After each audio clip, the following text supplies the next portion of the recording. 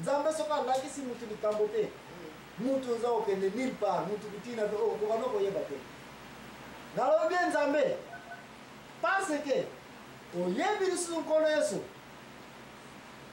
azalaki na difficulté koyebana nani nango akotikela lingomba bato mingi toyebaka te que Jésus-Christ aponi le 12 ayebaki te ke nani yango nakotikela mosala oyo bato mingi tolobaka tozalaka presa kolobake atikelaki lingomba na Petelo me bato mingi tolingi mpe kotanga yango malembe mpe toke akende mot par mot te Jésus-Christ ntango amoniki bato bakoki kokritike ye ya trop abenganaka bini obene ya bandoki aza fils ya Belzebul boye na boye bamosusu babi aza ndongi bamosusu bazali aza profete atunaki bale disciple question bino bolobi nini yebisa ngai nini elekaki wana réponse bapesaki batunaki badisciple nyonso motu nyonso alobaki yo ozalaki ngandi yo ozali sososo epuis Petelo ye nde moto aye kolobaki yo ozali mwana na nzambe Simon Pierre qui est Simon kaka Simon aye alobi ete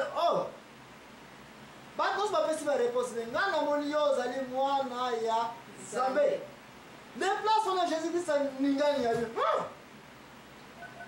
po Jésus-Christ ayebaki ndenge aza nani mwana ya nzambe me nani yango arevele yo Simon Pierre ke ozali mwana ke ngai nazali nani mwana ya nzambe Jésus-Christ arespectaki likambo oyo babengi révélation ayebi yango très bien que révélation c'était un ministère réservé à Dieu Père seulement soki nzambe arevele likambo te ozokende nulle part na mabele oyo ndenge komona yo Simon Pierre yo te nzambe mutu asali nini arevele ngai nazali nani nazali mwana nzambe ne place wana Jésus-Christ ye mpe aprofite na ye na révélation oyo mpona koyeba te merci nzambe na ngai na comprendre que olingi nga natikala lingomba na nani na Simon Pierre yango alobaki bana lelo kombo na elongo Simon ekomi nini Pierre libanga yo nde nakotikela nini fongola ya lola na mabele oyo nde Simon Pierre ye te révélation ya nzambe moto eyebisaki ke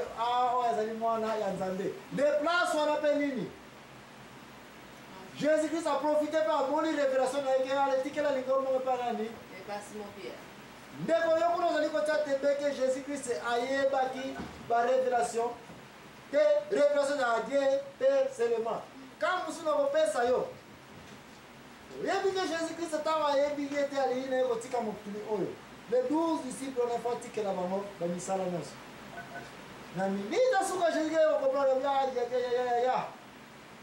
parmi les 12 oyo naza kokonte na 12 parce que 12 wana eza déjà représenté ya esprit de Dieu il faut 12 mpe ezala mamere oyo mais moko nazomona ete namoni kaka 11 donc moko kati na bango azali mwana ya lipungi mais nani donc ayebaki ete ezalaki exercice mpona Jésus koyeba nani yango parmi vous tous les 12 aza mwana ya libungi oyo akotrahir ngai oyo akobomisa ngai oyo akobiba ndoki na ngai tie ndoki elingi okomoto atangisi nini makila na bango nyonso mpe bamiyebaki ke moko miyebaki te yango bazango tuna question nkolo ngai bango nyonso 12 bakomaki na panike mawa y compris Jésus-Christ ayebaki te nani yango me oyebi nini asalaki Jésus-Christ pas d'injustice bino nyonso bokoma lelo bandoki bokolia nzoto na ngai bokomela mpe nini makila na bakomisa bino nyonso 12 nyonso ale vous tous vous devenez de mes sorciers nazala confiance na moko parce que moko na bino kotrahir ngai mais moko yango nani déplace wana aza komona ete Jésus-Christ ntango apesi bango mbungu vino wana na nzoto lipa nini elekaki na se na ngai yebisa ngai ifo yeba yango ntango basilisika kolia lipa na nzoto na makila ma Yesu mbala moko Juda ye wana telemi apimi nde bango nyonso bayaki koyebaki ye nde wana moto na ye moko Jésus-Christ place wana révélation eye acomprendre que donc ezalaki yo Juda bandeko na ngai likambo tozali koloba révélation bato mingi tozali kosakana ntongo oyo etali ko tokomi partout okende prophète kingani oyo église oyo prophétie na mardi banini bango bapesaka barévélation tika toyeba yango te soki nzambe arévele na ye mwana ya mutu na mabele oyo te meme nkolo Yesu tomoni yango ke barévélation eza kouta na lola eza kokita Pour été père, vous allez révéler nous. Vous allez concernant la révélation. En tout cas, est-ce que révélation est une autre? Révélation est réservée à Dieu Père seulement à l'école qui s'amoine et à une explication là du cambo. Donc tu as dit que ça on a l'impression Joachim mais Zambona. Tu peux attaquer si on a nini mama ani. Na Apocalypse. Apocalypse et ça mon sous mais c'est ça toujours révélation. Du cambo est allé sur ton lobby là dans ton coso.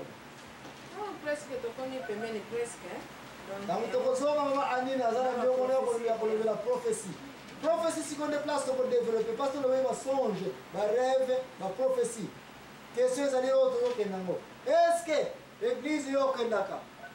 Est-ce que Ndanga est au Kendaka trouver? Est-ce que Tata Mbikuri est au Kendaka pour ça bandote na yo? Bandote on attend ma peste la explication. Azo ka révélation. Ou bien yo yebisa na ndoto na meza. Bien yebisa na ndoto na meza lakini ndege ni po ya pesa explication. Ou bien comment vous avez la Mbikuri oyo? Azaya solo ya Nzambe, ou bien Nzambe te. Ou bien comment tu vas être prophétie oyo? Les songe, ou bien sa vision, ou bien sa rêve. Bah on se présente au cauchemar. Dans ton coso, on a l'impression de Joachim mais ça moi na tenter que prophète qu'est-ce que signifie prophétie? Et qu'est-ce que signifie prophétiser? Et qu'est-ce que signifie prophète? Parce que les trois mots sont totalement moko kasi bamakabo ifute ibamo. Prophète azali nani? Prophétie ezali nini? Na ko prophétiser ezali nini? Merci ndeko koke ni musikate. C'est quoi c'est la mama nanga? Nazela ya lola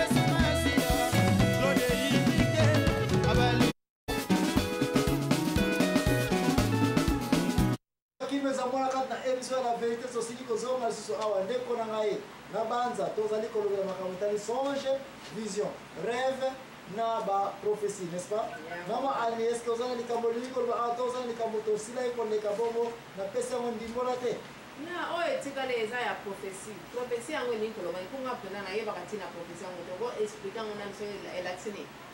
Merci prophétie mama ani azali ko tuna liko ba nini mais ngai na plus de détails. Donc, on tente d'expliquer que la différence exacte dans mon prophétie, pour prophétiser, dans un prophète. Parce que on a des détails à chaque mot, ils ont une importance avant que la deuxième partie qui est la prophétie. Parce que nous avons un prophète, n'est-ce pas? Dans l'église, c'est un prophète, mais on peut se respecter pour les pasteurs, n'est-ce pas? Pour nous. Bien. Prophétie c'est un message direct et d'une façon spirituelle. Voilà, on prophétie. Prophétie, oui, pour la ndoto. Quand tu as parce que tu peux l'explication, ça va ndoto, la songe, la rêve, la vision. Mais en attendant, pour prophétiser, les alliés, mutu azali koza autorité ya kobimisa ba parole na munoko na ye et puis aza koloba ete ba parole oyo euti epa na Nzambe. Donc bino ne sipozo kama kamuso ndo. Bino sipozo koyoka. Mutu on suppose que ye mutu azo solana nani na Nzambe. Ki ya mwana oyo okuta na mukanda Joël 2:28 na 27. Eza koloba ete na mikola suka na kopesa molimo na nani. Na batu nyonso na mokili bana bino basi bakoprophétiser koprophétiser sena inga kolomutu azali kolivre message euti epai na Nzambe ye risque ezali awa bongo soki message yango euti na epai na Nzambe te po bafrère banani peut-être prophète oyo baliaka na mbio wana merci ser nanga akendaki koteya azongi akutani na nani na moninga ne prophète et puis prophète anga prophétiser ke lia na yo message à monter dans Zambé. Ni ne yela qui est. Badia qui est dans Dieu, n'est-ce pas? Mais pour les prophètes, on se soit cosa qui vont dire les prophètes. Oui, mais mon est yan. Non, à quoi il y a tout kala? À quoi il y a? Et les commettants de qu'on a matière, on a tout de prophétie. Ba prophète. Muntu azalaka prophète kakate na tana ye nyonso. Ah bon? Ah, pour qu'il y ait un poussouka. Muntu pa wali kozala prophète amone be apesi pe ma message à mutu na pe pa nzambe te mais réellement za prophète en Zambé. Na pesa exemple. Oyebi lisusu de 300 prophètes tant bazalaki ko prophétiser na temps Élisée. Mokonzi alobete foto ke na guerre 300 prophètes en Zambé, ya Nzambe, ya Baal te. Balobete bituma oyo kotokolonga. Mais mutu moko azangi pa imba prophète. Ba